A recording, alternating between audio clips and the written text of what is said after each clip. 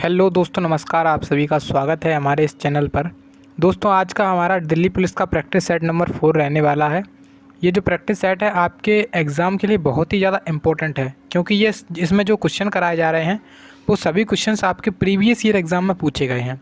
तो सभी क्वेश्चंस आपको अटेम्प्ट करना है खुद से, फिर उसके बाद वीडियो में आगे बढ़ना है। इतना बस करना है। आपका आज का टारगेट क्या रहेगा, इतने यहाँ पे क्वेश्चन कराए जाएंगे, उससे 2 कम क्वेश्चन आपको, अगर यहाँ तक आप सही कर रहे हैं तो आप सही चल रहे हैं, ठीक है। उसी हिसाब से मेहनत करते रहिए। एग्ज़ाम तक आपका टारगेट रहना चाहिए 25 में से 25 रीजनिंग में किसी भी तरीके से लेकर के आने हैं, क्योंकि 20 क्वेश्चन तो लगभग सभी लोग सही कर देते हैं। तो चलिए शुरुआत करते हैं हम इस वीडियो की। चढ़ेगी वर्दी, लगेंगे सितारे, दुनिया देखेगी हमारे भी नज़ारे। चलिए शुरुआत करते हैं हम आज के पहले क्वेश्चन के साथ। इस क्वेश्चन को ध्यान से पढ़िए और इसका राइट आंसर लगाने की कोशिश करिए। देखिए, क्वेश्चन में आपसे पूछा गया है, अक्षरों के उस संयोजन को चुनिए जो दी गई अक्षर श्रृंखला के रिक्त स्थानों के क्रमिक रूप से रखे जाने पर श्रृंखला को पूरा करेगा। तो आपके सामने एक श्रृंखला दी गई है, ठीक है। अब इस श्रृंखला को एक बार आप लोग नोट कर लीजिए। एक बार क्या करेंगे, नोट करेंगे। ए के बाद बी लिखा हुआ है, उसके बाद ब्लैंक बना करके फिर से ए बी एस एस और ए, ठीक है। उसके बाद इन्होंने लिखा है एस ए बी। अब लास्ट में आपके सामने ब्लैंक बना दिया है।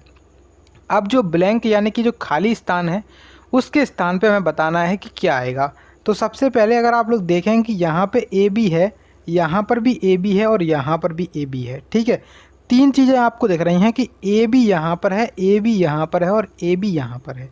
अब आप देख पाएंगे कि ए बी के बाद यहाँ पे एस ए है, ए बी के बाद यहाँ पे एस ए है। तो हम अगर यहाँ पे एस ए बनाने की कोशिश करें तो यहाँ पे हमें क्या भरना पड़ेगा, यहाँ पे हमें भरना पड़ेगा एस, क्योंकि ए हमारे सामने पहले से ही था, ठीक है।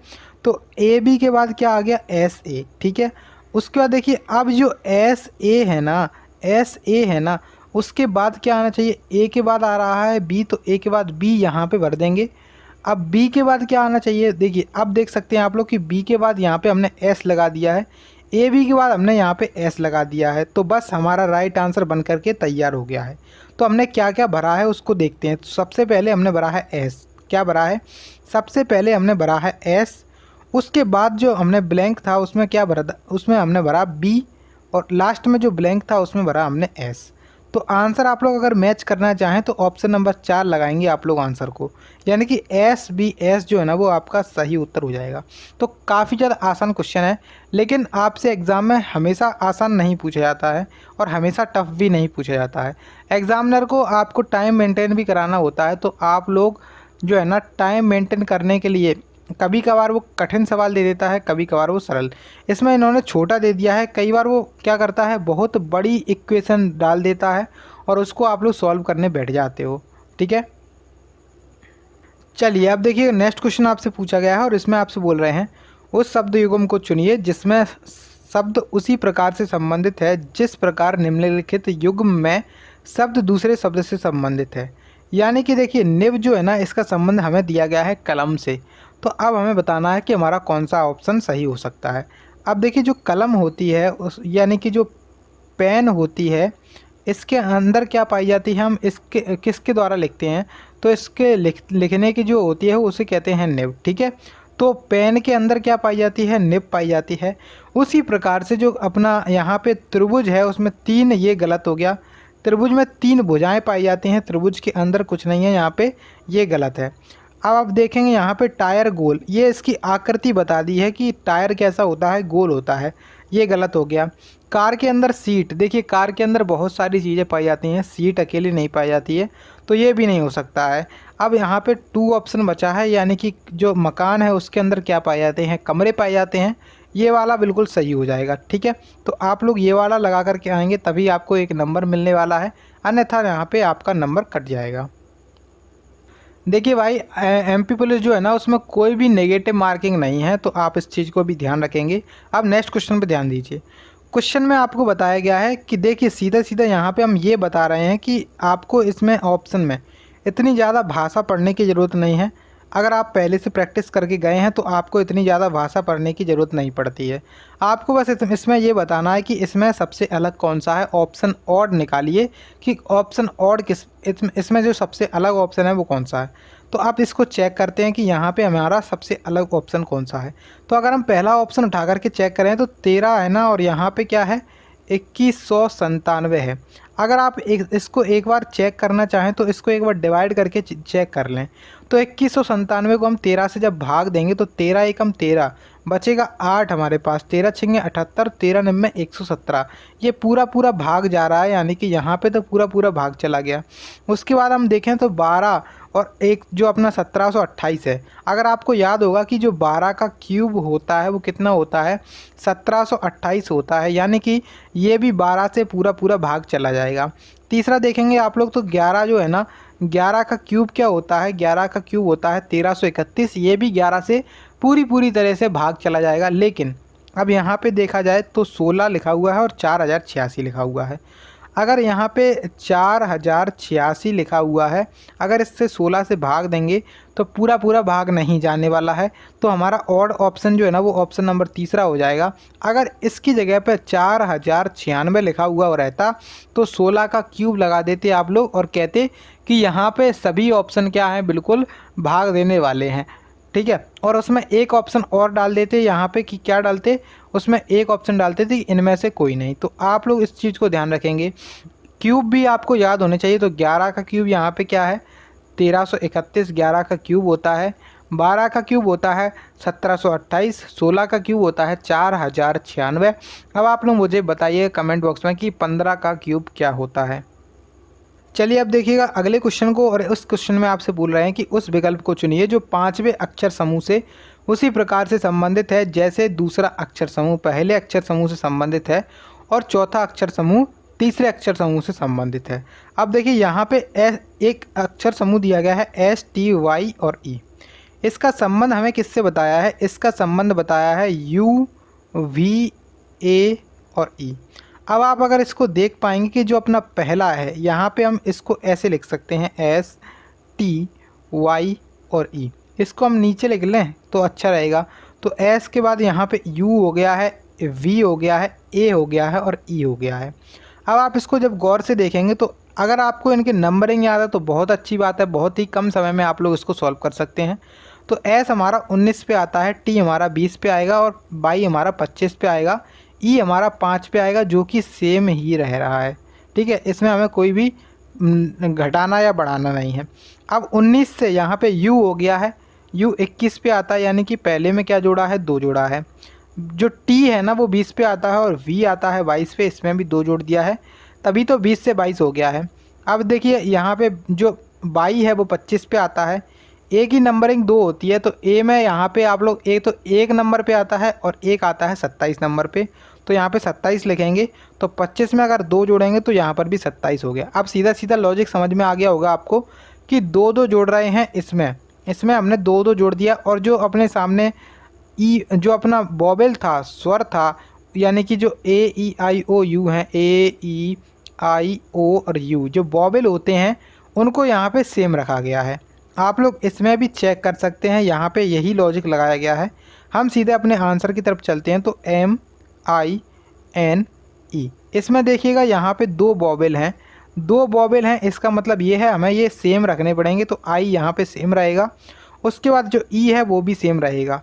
तो इसमें जो देखिए ई को क्या बना दिया है, ओ बना दिया, तो एक ऑप्शन ये वाला कट गया। ठीक है, उसके बाद यहाँ पे जो अपना जे है ना, आई को जे बना दिया, तो ये एक ऑप्शन कट गया। अब एम में हम 2 जोड़ेंगे और एन में भी 2 जोड़ेंगे। तो आप कहें कि एम 13 पे आता है, एन 14 पे आता है, तो 13 और 2 हो जाएगा 15 और 15 पे आएगा ओ, और 14 और 2 हो जाएगा 16 और 16 पे आएगा पी। तो हमारा क्या लॉजिक बन के आएगा, ओ के बाद यहाँ पे आई आएगा, आई के बाद पी आएगा और पी के बाद ई आएगा, यानी कि ओ, आई, पी, ई। कौन सा ऑप्शन दिख रहा है आपको, ऑप्शन नंबर 1 दिख रहा है, तो वही आपका करेक्ट आंसर हो जाएगा, ओ, आई, पी, ई। ठीक है, देखिए एक और शानदार क्वेश्चन आपसे पूछा गया है और क्वेश्चन में आपसे कह रहे हैं कि उस विकल्प को चुनिए जिसमें समुच्चय की संख्याएं वही संबंध साझा करती हैं जो दिए गए समुच्चय में संख्याओं द्वारा साझा किया जाता है। ध्यान दें कि संख्याओं को उनके घटक यानी कि अंकों में अलग अलग किए बिना पूर्ण संख्याओं पर संक्रियाएं किए जानी चाहिए। जैसे कि आपके सामने 13 13 लिखा हुआ है, ठीक है, उसको 13 को जोड़ना, घटाना, गुणा करना आदि किया जा सकता है, लेकिन जो 13 है उसको 1 या 3 के रूप में हम बांट नहीं सकते हैं, इसमें ये कहा गया है। तो अब सीधा यहाँ पे इसको हम समझाते हैं कि इसमें आपको करना क्या है। इसमें आपको देखिए, इसमें एक लॉजिक लगाया गया होगा, उस लॉजिक को फॉलो करके आप लोग यहाँ पे ऑप्शन मैच करिए कि हमारा कौन सा ऑप्शन मैच कर रहा है, कौन सा ऑप्शन नहीं मैच कर रहा है। ठीक है, तो आपको यहाँ पे बेसम बताना है कि कौन सा ऑप्शन अलग है, कौन सा ऑप्शन या फिर मैच कर रहा है। तो अगर देखेंगे यहाँ पे सबसे पहले 12, उसके बाद 24 लिखा हुआ है, तो यहाँ पे 72 लिखा हुआ है। देखिए ये वाले क्वेश्चन कई बार बहुत ही ज़्यादा कठिन ऐसे पूछ लिए जाते हैं कि आप लोग इस क्वेश्चन को बना ही नहीं पाते हैं, और कई बार इतने ज़्यादा सरल पूछ लिए जाते हैं कि इस क्वेश्चन को बनाने में बहुत ज़्यादा आसानी हो जाती है। तो इसमें बहुत आसान पूछा गया है कि 12 इंटू 2 किया है तो 24 हुआ है, और 24 इंटू 3 किया है तो 72 हुआ है। उसी प्रकार से अगर आप देखें 14, 28 और 84, 14, 28 और 84, तो अगर आप देखें कि 14 दूनी 28 होता है और 28 इंटू 3 करते हैं तो हमारे सामने 84 निकल के आता है।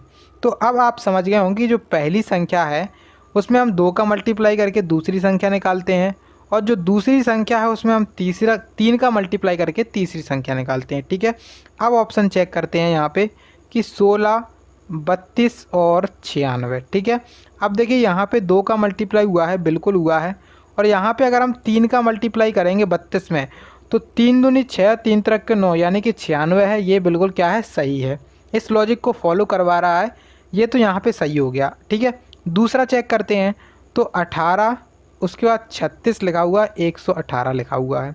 18 देखेंगे आप लोग तो 18 इंटू 2 तो 36 होता है, लेकिन 36 इंटू 3 करते हैं तो 108 आता है। इन्होंने लिखा कितना है, इन्होंने लिखा है 118। तो ये हमारा जो है ना वो लॉजिक को फॉलो नहीं कर रहा है, इसको आप लोग अलग रखेंगे। ठीक है, उसके बाद आप लोग 24, 72 और 216, इसको आप अगर चेक करना चाहें तो 24 इंटू 3 हो रहा है, कितना हो रहा है, 24 इंटू 3, जबकि हमें यहाँ पे 24 इंटू 2 करना चाहिए था, तो ये यहाँ पे वैसे ही गलत हो गया। तो 2 ऑप्शन वैसे ही गलत हो गया, यानी कि हम तो निकाल चुके हैं पहले ही कि हमारा आंसर ये वाला हो गया, लेकिन हमें बताना क्या है, बताना है आपको, समझाना है, इस वजह से आगे बता रहे हैं। ठीक है, तो 20 और 40 और 160। ठीक है, तो अब देखिए 20 इंटू 2 यहाँ पर तो सही किया है, लेकिन यहाँ पे हमें 3 का मल्टीप्लाई करना था, और 40 इंटू 3 करते तो 120 आता है, इन्होंने लिखा 160। इस वजह से हमारा ये वाला भी गलत हो गया, ये वाला भी गलत हो गया, और ये वाला भी गलत हो गया। केवल एक ऑप्शन बचा है, ऑप्शन नंबर 1 वाला, जो कि हमारा आंसर जो है ना वो क्वेश्चन का बिल्कुल सत्य हो जाएगा। ठीक है, चलिए अब देखिएगा अगले क्वेश्चन को, और अगले क्वेश्चन में आपसे पूछा गया है कि दी गई संख्याओं को आपस में बदलने पर निम्नलिखित में से कौन सा समीकरण सही होगा। तो आपको 5 और 7 को आपस में चेंज करना है, आपस में बदलना है, और बताना है कि कौन सा समीकरण, कौन सी इक्वेशन का मान सही होगा। तो चलिए बदल के देख लेते हैं और हम देखते हैं कि हमारा कौन सा समीकरण सही हो सकता है। तो सबसे पहले यहाँ पे अगर हम देखें 4 जो है ना, इसमें हमें 7 का मल्टीप्लाई करना है, और अब हमें पता चल गया है कि 5 और 7 को बदलना है, यानी कि 7 के स्थान पे क्या आ जाएगा, 5 आ जाएगा, तो 4 इंटू 5 हो जाएगा। उसके बाद प्लस करना है, कितना करना है, 8 इसमें जोड़ना है, डिवाइड बाई कितना हो गया, 2 हो गया, माइनस 5 की जगह पे यहाँ पे 7 है, और बराबर में हमें 14 लेकर के आना है। तो निकाल करके देखते हैं, तो 4 इंटू 5 तो 20 हो जाएगा यहाँ पे, और जब इसमें डिवाइड दिया जाएगा कितना बचेगा, डिवाइड दिया जाएगा तो 4 बचेगा, उसके -7 करेंगे। अब आप देखिए 20 और 4 24 हो जाएगा, 24 में से अगर 7 घटाते हैं तो 14 बच के आएगा, नहीं आएगा। 24 में से 7 घटाएंगे तो 17 बच के आएगा, और यहाँ पे 14 लिखा हुआ है बराबर में, तो ये दोनों एक दूसरे के बराबर नहीं है। इस वजह से हमारा ये वाला जो लॉजिक, मतलब पहला वाला समीकरण है वो तो सही नहीं है। ठीक है, दूसरा समीकरण चेक करते हैं। तो दूसरे समीकरण में पहले लिखा हुआ है 7, इसके स्थान पे 5 लिखेंगे, उसके बाद 6 बनाएंगे, इंटू 4 करेंगे, माइनस 5 के स्थान पे 7 आ जाएगा, और डिवाइड बाई 3 हो जाएगा, इक्वल टू में हमें लेकर के आना है 22। तो अब आप देखेंगे कि 6 चौके होता है 24, और यहाँ पे 5 इसमें जोड़ना है, और -7/3। ठीक है, अब आप देख सकते हैं कि 22 यहाँ पे किसी भी तरीके से नहीं आ सकता है, 22 यहाँ पे किसी भी तरीके से नहीं आ सकता है। जब आप इस इक्वेशन को सॉल्व करेंगे तो किसी भी तरीके से 22 नहीं आया। अब चलिए यहाँ पे सॉल्व करके जैसे दिखाई देते हैं। तो 5 × 3 करेंगे तो 5 3 15 प्लस 24 × 3 करेंगे तो 24 3 होता है 72 माइनस 7 करेंगे उसमें 3 का भाग जाएगा और बराबर में आ जाएगा 22। ठीक है, अब 15 और यहाँ पे 72 को जब जोड़ा जाएगा तो 87 बचेगा और 87 में से 7 जाएगा तो 80/3 हो जाएगा, बराबर में कितना है 22 है। अब 22 × 3 करेंगे तो 66 हो जाएगा और इधर बराबर में 80 है। तो इसका मतलब ये है कि बराबर नहीं आया है आंसर, मतलब यहाँ पे ये वाला भी समीकरण हमारा गलत है। तो अब हमें बताना है आंसर क्या होगा। तो ना तो समीकरण 1 और ना ही समीकरण 2 हमारा सही होने वाला है। ठीक है, ऑप्शन 2 इसका करेक्ट आंसर हो जाएगा। चलिए अब देखिएगा अगले क्वेश्चन को, और इसमें आपसे पूछा गया है कि दिए गए आरेख को ध्यानपूर्वक अध्ययन कीजिए और प्रश्न के उत्तर को दीजिए। विभिन्न खंडों की संख्या दिखाई गई है। देखिए सबसे पहले तो आपके सामने इस तरीके से एक आरेख बनाया गया है। इधर टेनिस के खिलाड़ी हैं, इधर अपने बैडमिंटन के खिलाड़ी हैं और इधर अपने चेस के खिलाड़ी हैं। ठीक है, यानी कि शतरंज के खिलाड़ी हैं। अब आपको क्वेश्चन ये बताना है, क्वेश्चन क्या बताना है कि कुल कितने लोग केवल 2 खेल खेल सकते हैं, 2 खेलों में अच्छे हैं। कितने लोग हैं जो केवल 2 खेल खेल सकते हैं, 2 खेलों में अच्छे हैं। तो आपको बस करना क्या है, यहाँ पे जो तीनों खेल के अंदर आ रहे हैं, जैसे मान के चलो यहाँ पे ये है और ये है और ये है, इस तरीके से है। तो मैं जो डार्क पोर्शन बना रहा हूँ उसको आप लोग छोड़ दीजिएगा, और आपको लेना किस किस को है। तो जो 2 के बीच में आ रहा है, एक इस वाले को लेना है, एक इस वाले को लेना है और एक इस वाले को लेना है। यानी कि 2 खिलाड़ी, मतलब 2 खेल आपस में होने चाहिए। जैसे बैडमिंटन और टेनिस का देखें तो यहाँ पे हम ये वाला लेंगे और ये वाला जो 5 है, बीच वाला 5 है, उसको हटा देंगे। तो इसमें हमें लेना कितना है, इसमें 18 लेंगे। उसी प्रकार से इसमें 14 लेंगे। कितना लेंगे, इसमें 14 लेंगे और इसमें हमें 11 लेना है। तो अब इन सभी को अगर आपस में जोड़ा जाएगा तो कितना बचेगा, 8 4 12 और 1 13 और यहाँ पे 43 इसका योग हो जाएगा। तो 43 ही जो है ना वो हमारा करेक्ट आंसर हो जाएगा।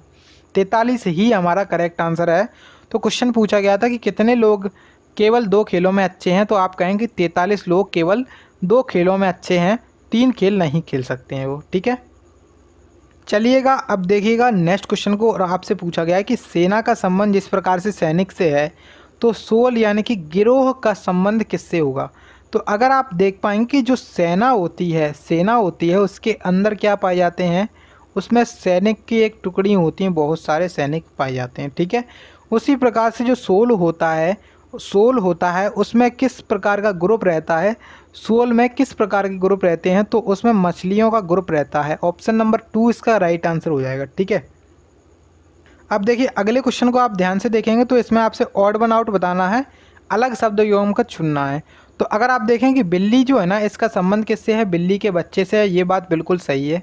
आदमी का संबंध उसके बालक से है, यानी कि आदमी का जो बच्चा होता है वो क्या होता है, बालक या बालिका, इस तरीके से होता है। उसी प्रकार से बिल्ली के बच्चे को बिल्ली का बच्चा कहते हैं, और जो शेर का बच्चा होता है उसे शावक कहा जाता है। मेढक के बच्चे को मेमना नहीं कहा जाता है। मेमना किसका बच्चा होता है, मेमना जो होता है बकरी का बच्चा होता है। इन्होंने लिखा है मेंढक का बच्चा। तो ऑप्शन नंबर 3 जो है ना वो सबसे अलग है, ऑप्शन 3 इसका राइट आंसर है।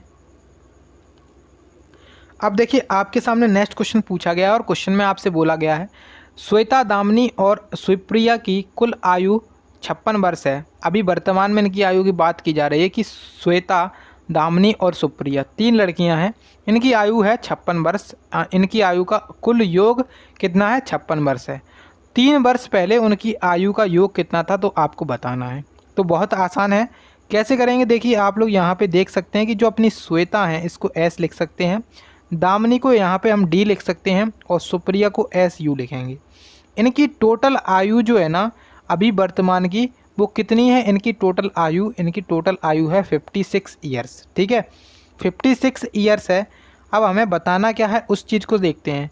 तो बताना बस केवल इतना है, 3 वर्ष पहले उनकी आयु कितनी थी। 3 वर्ष पहले उनकी आयु कितनी थी, तो मान के चलिए कि 3 वर्ष पहले जो श्वेता थी उनकी आयु 3 घटा दो अभी वर्तमान में से। उसी प्रकार से जो दामिनी थी उनकी आयु कितनी थी उसमें से भी 3 घटा दो, और जो सुप्रिया थी उसकी आयु में से भी अगर हम 3 को घटा देंगे तो अपना जो 56 है वो आ जाएगी, यानी कि वर्तमान आयु आ जाएगी। ठीक है, अब यहाँ पे हमें वर्तमान आयु में से इसको क्या करना पड़ेगा, 3 यहाँ पे, 3 यहाँ पे, 3 यहाँ पे, टोटल 9 हो गया। सॉरी, यहाँ पे हमें बताना क्या है, 3 वर्ष पहले की आयु बतानी है। हाँ, तो बिल्कुल सही हो जाएगा कि 3 वर्ष पहले की आयु बताइए इनकी। तो 56 में से यहाँ पे कितनी आयु घटाई जाएगी टोटल, तो 56 में से इनकी टोटल आयु कितनी घटाई जाएगी, देखिए 3 वर्ष पहले श्वेता की होगी, 3 वर्ष पहले दामिनी की होगी, और 3 वर्ष पहले किसकी होगी, सुप्रिया की होगी। यानी कि 3 वर्ष पहले की निकाल ली जाएगी तो 9 घटाई जाएगी टोटल इनकी आयु, और 9 जब घटाएंगे तो कितना बचेगा, 47 बचेगा। 47 इनकी 3 वर्ष पहले की आयु का क्या था, योग था 47। 47 इसका राइट आंसर है, ऑप्शन नंबर 2 इस क्वेश्चन का बिल्कुल सही उत्तर हो जाएगा। अब देखिए आपके सामने नेक्स्ट क्वेश्चन पूछा गया और इसमें आपसे बोल रहे हैं कि यदि एक कूट प्रणाली में EDE को इस प्रकार से कूट किया जाता है तो आपसे पूछा गया है कि AORBG का कोड कैसे होगा, ये आपको बताना है। तो देखिए सबसे पहले यहाँ पे आप लोग इसको नोट करिएगा, EDE, उसके बाद K, उसके बाद A। अब देखिए हमें पता है कि जो E है ना वो 5 नंबर पे आता है, D 4 नंबर पे आता है, E जो है ना वो फिर से 5 पे आएगा, 11 नंबर पे K आता है, A आता है 1 नंबर पे। जबकि इन्होंने इसे लिखा क्या है, इन्होंने लिखा है 5 4, फिर से 5, फिर से 2, यहाँ पे 1। अब इन्होंने इसको लिख कैसे दिया है, तो देखिए 5 का 5 सेम रखा है, 4 का 4 सेम रखा है, फिर से 5 सेम रखा है, A भी सेम रखा है, लेकिन इन्होंने जो K था वो 2 बना दिया है। कैसे बना दिया है, K में आपको 11 दिख रहा है, 11 में क्या किया है इन्होंने, 11 में 1 + 1 कर दिया है तो यहाँ पे 2 हो गया है। इस तरीके से हुआ है। मतलब इसका कहने का ये है कि अगर हमारे सामने 2 अंक वाली संख्या आ जाती, यानी कि जैसे 11 या फिर 12 या फिर 13 इस तरीके से आए, तो इनके अंकों को जोड़ देंगे तो जैसे यहाँ पे 1 3 हो जाएगा, या फिर 1 या फिर 2 हो जाएगा, इस तरीके से यहाँ पे इनको जोड़ देंगे तो हमारा आंसर आ जाएगा। तो अब इसको चेक करना है, तो AORB और G।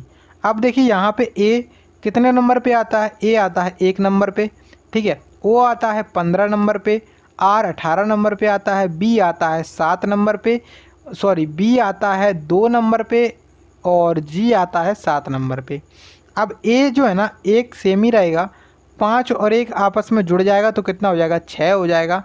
उसी प्रकार से 8 और 1 9 हो जाएगा, और 2 यहाँ पे सेम ही रहेगा, और 7 यहाँ पे सेम ही रहेगा। इसका कोड बनेगा 16927। 16927 ऑप्शन नंबर 4 वाला है, इसका राइट आंसर भी 16927, ऑप्शन नंबर 4 इसका करेक्ट आंसर हो जाएगा। अब देखिएगा आपसे अगला क्वेश्चन पूछा गया है ब्लड रिलेशन चैप्टर, यानी कि रक्त संबंध चैप्टर से क्वेश्चन आया है, और क्वेश्चन में बोल रहा है कि यदि पेनी चार्ली के भाई की बेटी की माँ है तो पेनी का चार्ली से क्या संबंध है। तो देखिए पेनी नाम की कोई व्यक्ति है, कोई महिला है, और कह रहा है कि चार्ली के भाई की बेटी की माँ है। तो मान के चलिए यहाँ पे कौन है, चार्ली है, ठीक है, यहाँ पे चार्ली है और इसका यहाँ पे क्या है, भाई है। अब इसका भाई है तो इसकी कोई बेटी होगी, तो भाई के बेटे की, कौन की, भाई के बेटी की माँ है। तो बेटी की माँ कौन है, बेटी की माँ यहाँ पे जो है ना वो कौन है, बेटी की माँ कौन है, बेटी की माँ कौन है, यहाँ पे हमें नाम दिया गया है पेनी, बेटी की माँ कौन है, पेनी है, ठीक है। तो बस अब हमें बताना क्वेश्चन में ये है कि पेनी का चार्ली से क्या संबंध है। तो अगर आप देख पाएंगे कि पेनी जो है ना वो इसके भाई की पत्नी है, किसके भाई की, चार्ली के भाई की पत्नी। मान के चलो आप चार्ली हैं और आपका कोई भाई है और उसकी कोई पत्नी है, पत्नी का नाम है पेनी, ठीक है। तो चार्ली के भाई की पत्नी आपकी कौन लगेगी, आप कहेंगे सर भाभी लगेगी। तो ऑप्शन नंबर 2 जो है ना वो इस क्वेश्चन का राइट आंसर है, यानी कि भाभी इसका राइट आंसर है, ठीक है। चलिएगा अब देखिएगा अगले क्वेश्चन को। अगला क्वेश्चन आपसे पूछा गया है 4 अक्षर समूह दिए गए हैं जिनमें से 3 किसी प्रकार से एक समान है और एक उनमें से अलग है। उस अक्षर समूह को चुनिए जो बाकियों से अलग है। तो देखिए करते हैं इसको। तो सबसे पहले इसको नोट करिएगा कि यहाँ पे अलग कौन सा है, उसको निकालने के लिए एक ना एक लॉजिक इसमें लगेगा और उस लॉजिक को हमें पहचानना पड़ेगा। तो अब यहाँ पे पहला ऑप्शन उठाया हमने तो DEH लिखा हुआ है हमारे सामने। अब आप सभी लोग जानते हैं कि D जो है ना वो 4 पे आता है, E 5 पे आता है, H हमारा 8 पे आता है। तो अब यहाँ पे 4 से 5 हुआ है, 1 जोड़ा है, 5 से 8 हुआ है, इसमें 3 जोड़ा है। ठीक है, उस प्रकार से अब देखेंगे यहाँ पे दूसरा ऑप्शन तो N O और R। अब यहाँ पे N 14 पे, O 15 पे और R जो है ना वो 18 पे आता है। तो 14 से 15 1 जोड़ा गया है, 15 से 18 3 जोड़ा गया है। लॉजिक सीधा सीधा इसमें ये है कि पहले 1 जोड़ रहे हैं फिर 3 जोड़ रहे हैं, पहले 1 जोड़ रहे हैं उसके बाद 3 जोड़ रहे हैं, तो दोनों ये एक जैसे हैं। तीसरा इसको और देख लेते हैं, तो इसमें K I और O। अब आप देख पाएंगे कि जो K है वो 11 पे आता है, I आता है 9 नंबर पे। इसमें 2 घटाया गया है, जबकि हमें पता है कि इसमें जोड़ना क्या चाहिए था, 1 जोड़ना चाहिए था। तो ये वाला गलत हो गया, यानी कि जो हमारा ऑप्शन नंबर तीसरा है वो ही सबसे अलग है। इसको भी आप लोग आगे चेक कर सकते हैं, अन्यथा आपको चेक करने की ज़रूरत नहीं है, क्योंकि आप लोग 2 जो ऑप्शन है उसमें चेक कर चुके हैं। 2 ऑप्शन में एक जैसा लॉजिक दिख रहा है, तो हमारे तीसरा जो ऑप्शन होगा उसमें भी समान होगा और एक ऐसा ऑप्शन होगा जिसमें अलग होगा। ठीक है, चलिए अब देखिए नेक्स्ट क्वेश्चन। देखिए कोडिंग डिकोडिंग एक ऐसा चैप्टर है जो कि आपकी बेस बना देता है और उसी से आपके लगभग सारे क्वेश्चन रीजनिंग में जो होते हैं कम्प्लीटली तरीके से हो जाते हैं। तो कोडिंग डिकोडिंग आपको अच्छे से करना है। उसमें जैसे कि अपोजिट होते हैं और लेटर्स की संख्या होती है, कौन सा लेटर कौन से स्थान पे है, वो सभी चीज़ें आपको पता होनी चाहिए, तब आप इन प्रकार के सभी प्रकार के क्वेश्चन को सॉल्व कर पाएंगे। तो अब देखिए यहाँ पे एक भाषा है, उसमें यहाँ पे सनसेट को इस तरीके से बोला गया है, सनराइज़ को बोलना है कि सनराइज़ को कैसे बताएंगे। तो अगर आप इसको देखना चाहें तो SUNSET, तो सनसेट आपके सामने दिया गया है। इसको लिखा है इन्होंने TVO, फिर उसके बाद T लिखा है, फिर F लिखा है, फिर उसके बाद U लिखा है। अब आप सभी लोग जानते हैं कि जो है ना इसमें केवल और केवल क्या किया गया है, केवल और केवल एक जोड़ा गया है, +1 किया गया है। यानी कि S के बाद T आएगा, U के बाद V आता है, N के बाद O आता है और S के बाद फिर से T, E के बाद F और T के बाद U।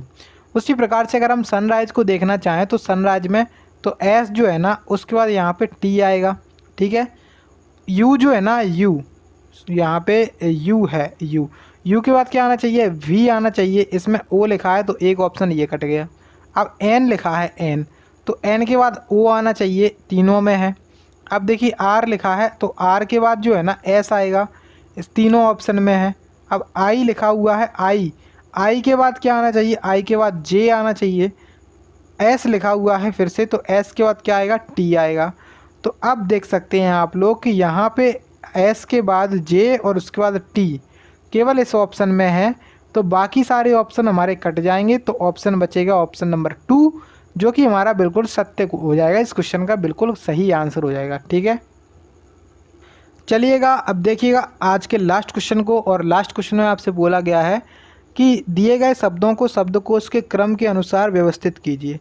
शब्दकोश का क्रम होता है, डिक्शनरी अगर आप लोग पढ़ते होंगे, शब्दकोश डिक्शनरी जो होती है उसको अगर आप लोगों ने पढ़ा होगा तो उसमें स्टार्टिंग होती है सबसे पहले A से, उसके बाद B आता है, इस प्रकार से चलता है उसमें। ठीक है, तो अब यहाँ पे हमें बताना क्या है, इसमें बताना क्या है, ये बताना है कि इसमें शब्दकोश के क्रम के अनुसार इसका क्रम बताना है, कौन सा इसका क्रम हो सकता है। ठीक है, तो देखते हैं और इसका राइट आंसर निकालने की क्या करते हैं, कोशिश करते हैं। ठीक है, तो देखिए सबसे पहले अगर आप लोग देखेंगे यहाँ पे कि जो दिए गए शब्दों को शब्दकोश के क्रम के अनुसार दर्शाइए, इसमें आपको कॉमन ढूंढना है, कॉमन ढूंढना है। तो कॉमन आप कहेंगे कि सर इसमें G कॉमन है।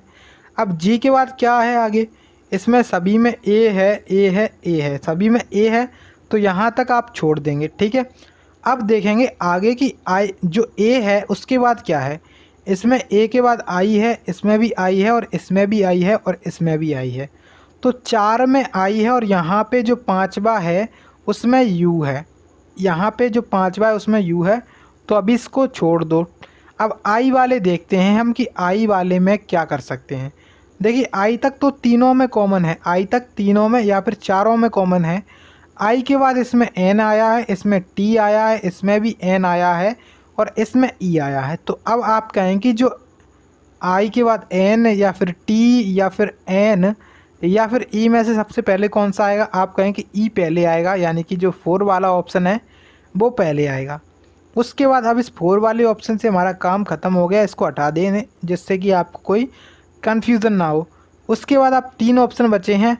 अब देखिए आई तक तो हमने देख लिया है, आई के बाद देखें कि इसमें क्या आ सकता है। अब देखिए इसमें एन है और इसमें एन है। अब एन के बाद इसमें कुछ भी नहीं है और एन के बाद इसमें क्या है, एस है। तो अगर हम देखें तो एन के बाद कुछ भी नहीं वाला पहले आएगा, यानी कि पहला वाला आ जाएगा, इसके बाद तीसरा वाला उसके बाद चला जाएगा। ठीक है, अब इसको भी हटा दो, पहले वाले को भी हटा दो और तीसरे वाले को भी हटा दो। अब हमारे सामने 2 बचे हैं, कौन से, दूसरा और 5वां बचा हुआ है। अब जी ए आई और जी ए, यहाँ पे आप देख पाएँ कि जी ए दोनों में कॉमन है, इसमें आई है और इसमें यू है। ए के बाद एक में आई है और एक में यू है। तो आप कहेंगे ए के बाद जो भी पहले आता है, यानी कि आई और यू में से जो भी पहले आएगा वो हमारा पहले लिखा जाएगा। तो आप कहेंगे ए के बाद आई इसमें आ रहा है और आई पहले आता है, यानी कि दूसरा वाला पहले लिखा जाएगा और 5वां वाला उसके बाद लिखा जाएगा। तो इसका जो अपना बनेगा यहाँ पे क्रम, ऑर्डर इसका ये बनेगा कि 41325, 41325 ऑप्शन नंबर 1 वाला जो है ना वो करेक्ट आंसर है। 41325 इसका राइट आंसर हो जाएगा। ठीक है, तो आई होप कि आप सभी लोग इसको आसानी से समझ गए होंगे। ठीक है, तो अब यहाँ पे हमने क्वेश्चंस कंप्लीट कर लिए हैं। अब आपका काम क्या है, अब आपका काम इतना है कि आपको अपना स्कोर बताना है कमेंट बॉक्स में कि आप लोगों ने आज मैंने जितने क्वेश्चन कराए हो उसमें से कितने क्वेश्चन आपके सही निकले हैं। ठीक है, बस इतना काम है। और अगर आपको वीडियो पसंद आई है तो वीडियो को आप लोग लाइक ज़रूर कर सकते हैं। इसके पहले वाले वीडियोस को आप लोगों ने नहीं देखा है, 3 प्रैक्टिस सेट जो हो चुके हैं उनको नहीं देखा है, तो आप लोग उनको देखने के लिए चैनल पे जा सकते हैं, उन वीडियो को देख सकते हैं, या फिर मैं लिंक आपको डिस्क्रिप्शन बॉक्स में दे दूंगा। चलिए मिलते हैं नेक्स्ट वीडियो में, तब तक के लिए जय हिंद, जय भारत।